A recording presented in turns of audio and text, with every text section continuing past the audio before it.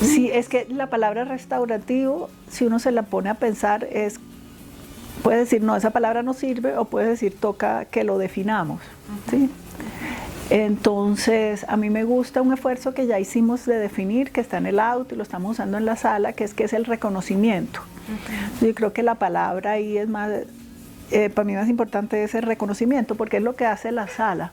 Restaurativo quizás es un arco más amplio que incluye lo que va a ser el tribunal, que es poner la sanción. Entonces va a haber todo un peso de lo restaurativo que está en cómo se imaginen la sanción.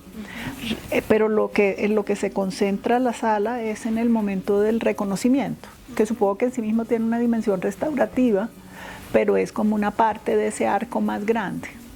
Entonces nosotros le trabajamos mucho a qué es el reconocimiento, qué esperamos que suceda en la audiencia de reconocimiento, cómo se prepara a las víctimas, a los comparecientes para ese encuentro del cual va a salir el reconocimiento. Entonces, así como la palabra que nos ha jalado más es el tema del reconocimiento. ¿Y cómo la definirías tú? ¿O cómo la has vivido? No quiero tanto la definición, sino la vivencia de ese reconocimiento. Claro, ya me diste pistas, dijiste las emociones, y entre ellas la compasión. Pero pues nosotros sí esperamos. Me encantaría que tú tuvieras algunos ejemplos donde dijiste, acá estoy viviendo lo que predico, ¿no? En abstracto de lo que llamo reconocimiento. Algunos momentos que tú dices. Pues hubo un momento en una diligencia de escucha de víctimas. No, mentira, todavía no era escucha de víctimas, era una versión voluntaria en que todavía el abogado está hablando por su representado, ¿sí? Que es un paso previo.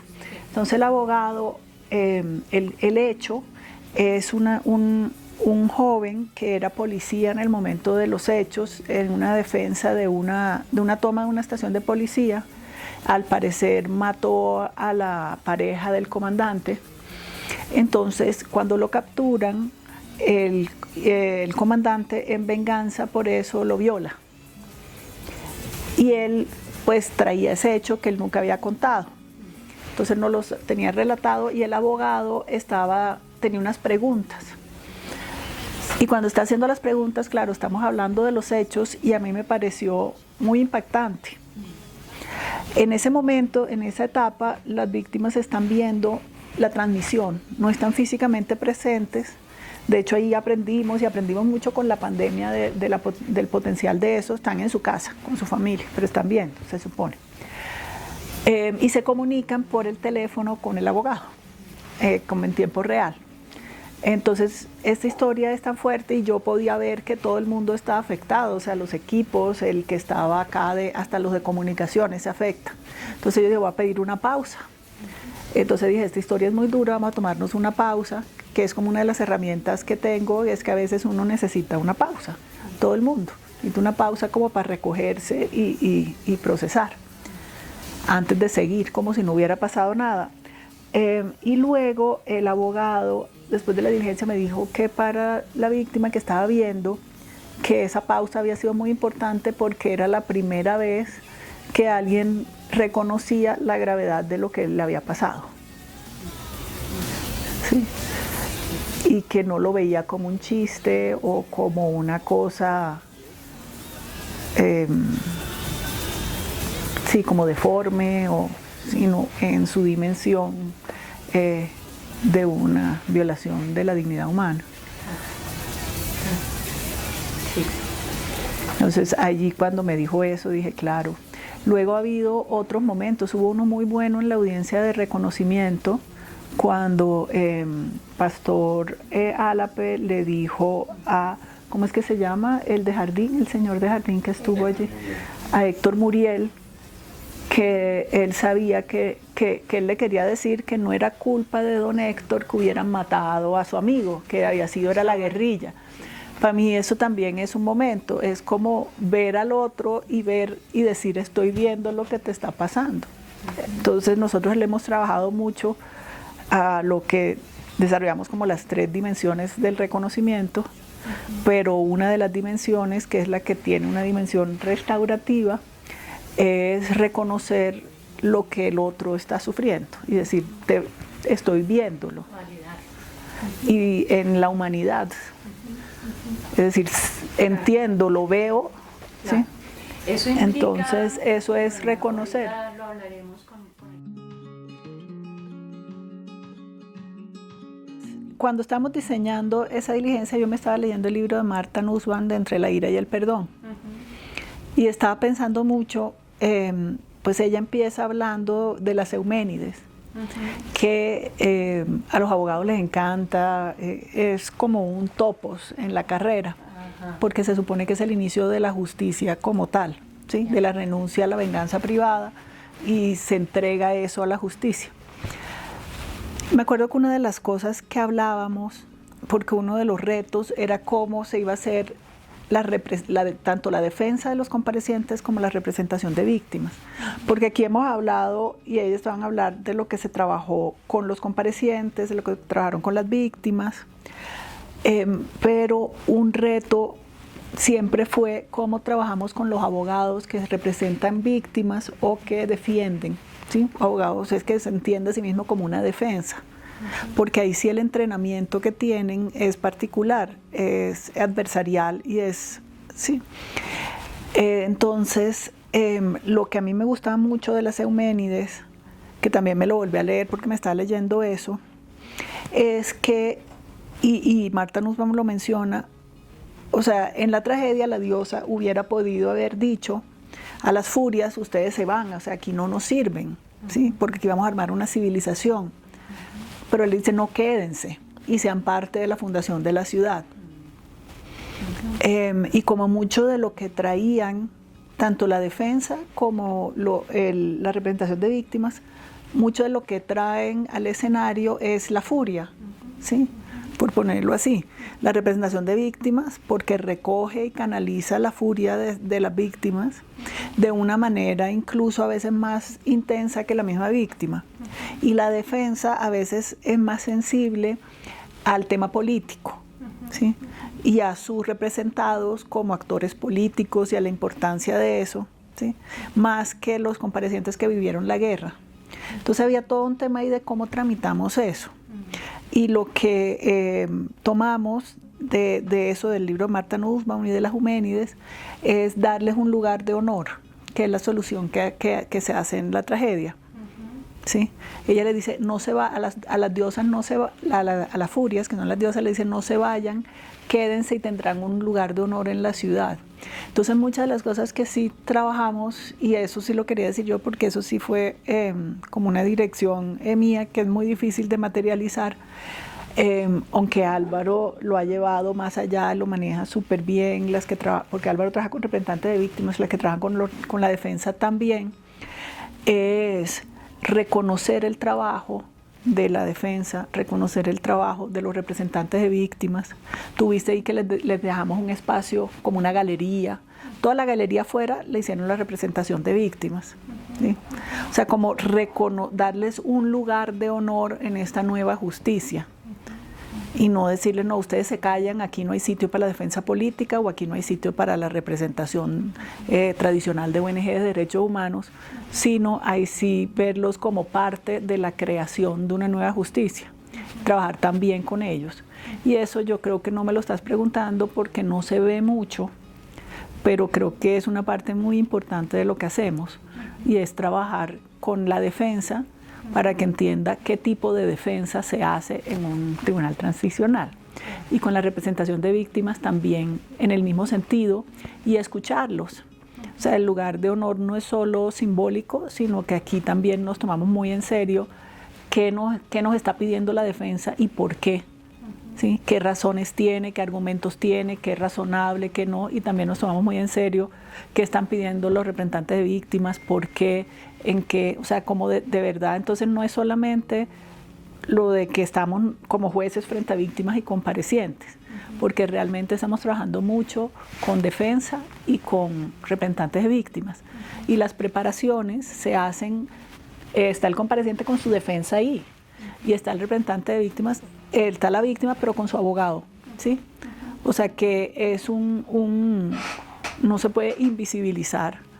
Y también de los dos lados es un grupo etario muy parecido a al equipo de la JEP, en el sentido que son abogados muy jóvenes, muy comprometidos y que también se ven afectados por lo que están oyendo, por el trabajo que están llevando, por una guerra que nunca conocieron. Entonces eso es parte, a veces invisibilizado, de lo que está pasando. Incluso en la misma filmación de la diligencia tú no los ves, porque en la mesa están las víctimas y los comparecientes, pero si tú miras detrás de los comparecientes está toda la defensa y detrás de las víctimas está toda la representación de víctimas. Lo otro que tampoco estás viendo es que esos equipos también son interdisciplinarios. ¿Por qué? Porque del lado de la defensa encontraron que necesitaban, ellos le llaman analistas, como en espejo a nosotros, porque hay una cantidad de información sobre qué fue la guerra, cuáles eran las unidades, cómo funcionaba el ejército, que necesitan recopilar. Entonces tienen científicos políticos que hacen eso. Y luego también, en diálogo con nosotros y también como espejo, consiguieron sus propios psicólogos, porque se empezaron a dar cuenta que también necesitaban ese apoyo. Igual del lado de representantes de víctimas, cuando eran solo abogados, tuvimos muchas tensiones y dijimos, no, ustedes también necesitan, allá le dicen es el apoyo psicosocial, ¿qué psicólogos? Entonces ustedes también necesitan, o sea que también son equipos interdisciplinarios de lado y lado. Es decir, que lo que no se ve ahí y que realmente está pasando es si detrás de los jueces hay un equipo, detrás de la defensa también, detrás de los comparecientes también y detrás de las víctimas también, y esos equipos tienen que tener cualidades similares, retos similares. O sea, realmente es como un logro muy colectivo. Y eso es muy bonito. A mí me emociona mucho. Sí.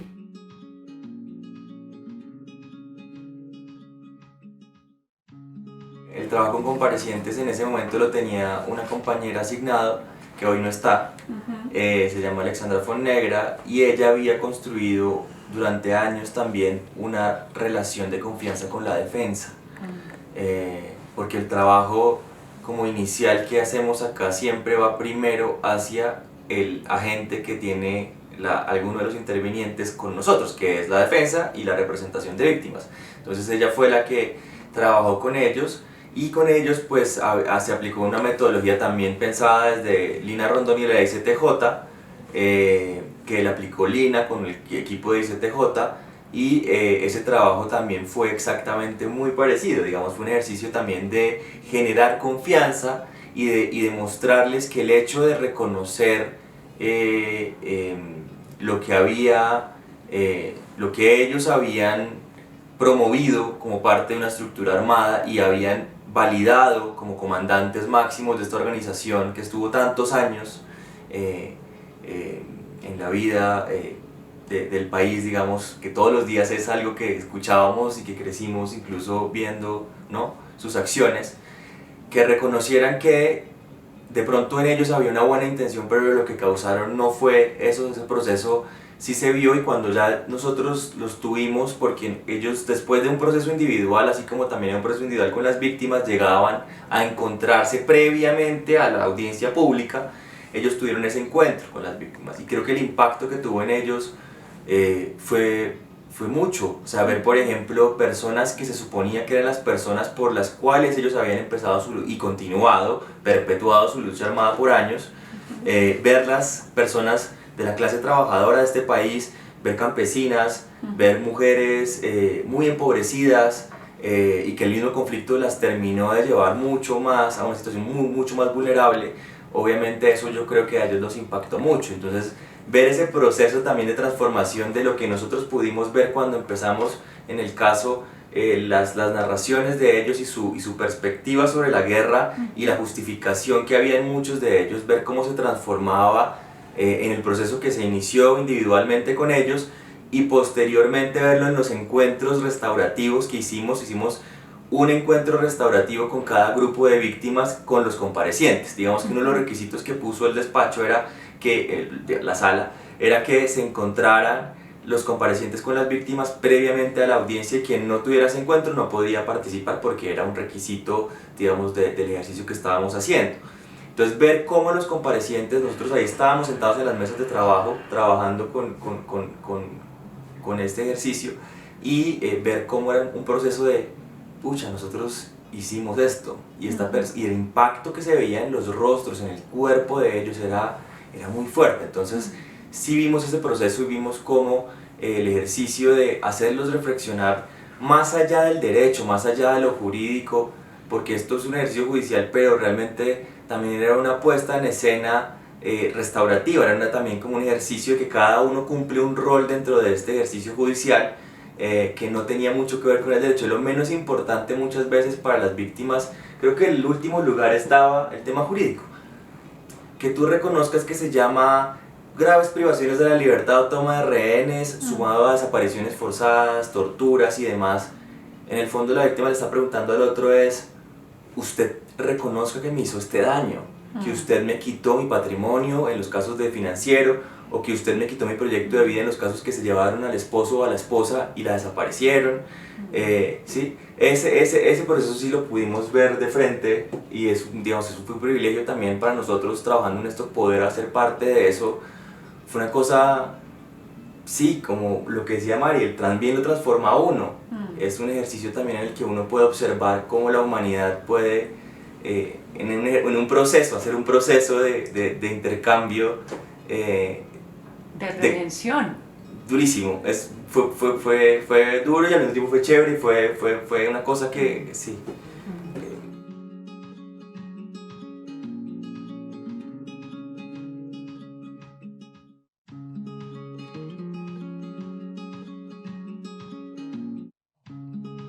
Entonces sí, entonces con respecto a lo que decía Mari, pues el ejercicio que se hizo fue mostrar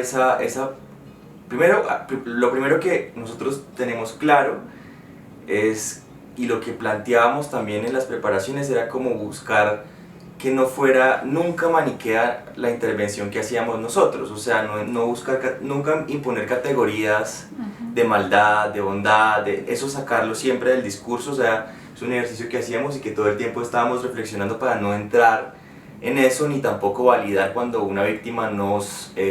sí, o sea, lo que hacíamos era entender ese dolor y entender esa rabia y todo lo que está detrás de esos hechos tan graves, pero buscar un poco quitarle lo maniqueo a todo el discurso que muchas veces en el que uno puede incurrir simplemente pues porque está hablando de estas cosas. Eso es como lo primero. Y lo segundo, en la humanización nosotros incluso teníamos unas fotos que mostraban el proceso también de cómo esta persona era en la guerra y cómo después, ¿te acuerdas que teníamos esas fotos en la preparación y mostrábamos hoy quién es Rodrigo Londoño? Entonces el señor sentado en su escritorio, que sí, como tratando de responder, ¿no?, a las víctimas, haciendo actividad política sin las armas y ya desvestido del discurso de la guerra. Eso ayudaba mucho también a mostrar esto, él con su hija, o el otro sembrando cosas en algún ETCR, como mostrando un poco estos ejercicios también de la cotidianidad. Eso ayudaba a humanizar. Y lo que decía Mari de las preguntas sobre, ¿tiene una familia? ¿Qué le gusta? O sea, nosotros tratábamos de mostrar un poco esa parte. Eso igual no siempre venía bien. O sea, había personas como Domingo Navarro, que se puso muy bravo y que de hecho nunca logró bajarse de esa rabia. Sin embargo, sí logró por lo menos darle un lugar de respeto a esa otra persona con la que iba a interlocutar, y la rabia bajó, y su intervención de hecho fue súper bonita y súper humana en el sentido de darle un lugar y decir, ustedes están acá en un proceso judicial y deben responder ante la justicia. Entonces lo bajó del lugar de monstruo y lo puso en un lugar donde está contenido en la ley. Y por lo menos ese ejercicio creo que muestra esa humanización. O sea, la ley también funcionó en ese caso para darle humanidad a ese señor, y pues creo que eso fue parte del proceso. Diría que ese es como un ejemplo. Sí, no sé, tú.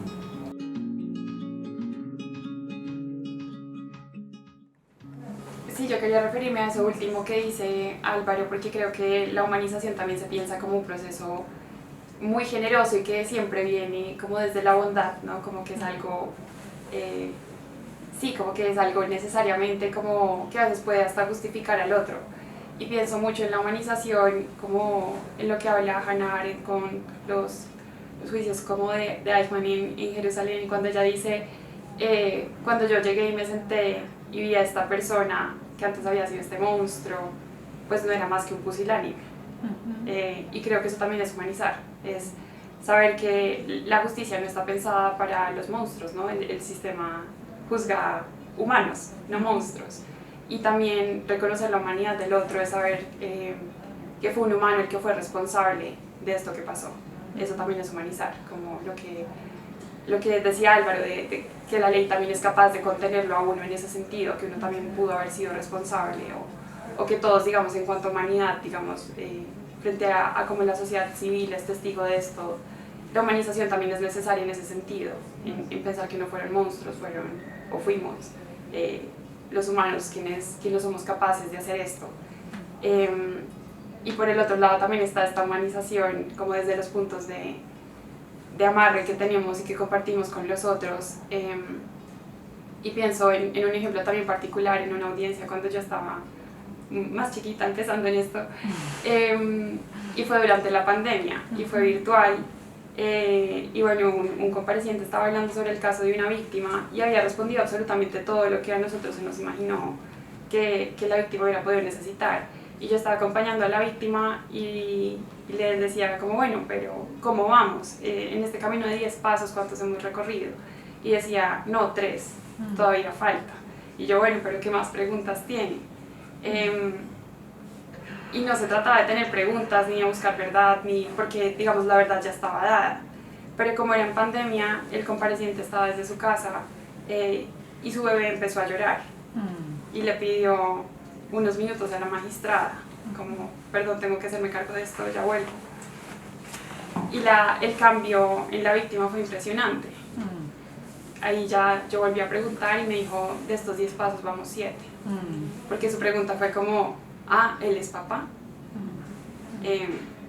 Sí, como que creo que es algo que solamente la humanización parte de un proceso de identificarse con el otro, pero no siempre es posible hacerlo adrede, como que tiene que venir, no sé, de otra parte.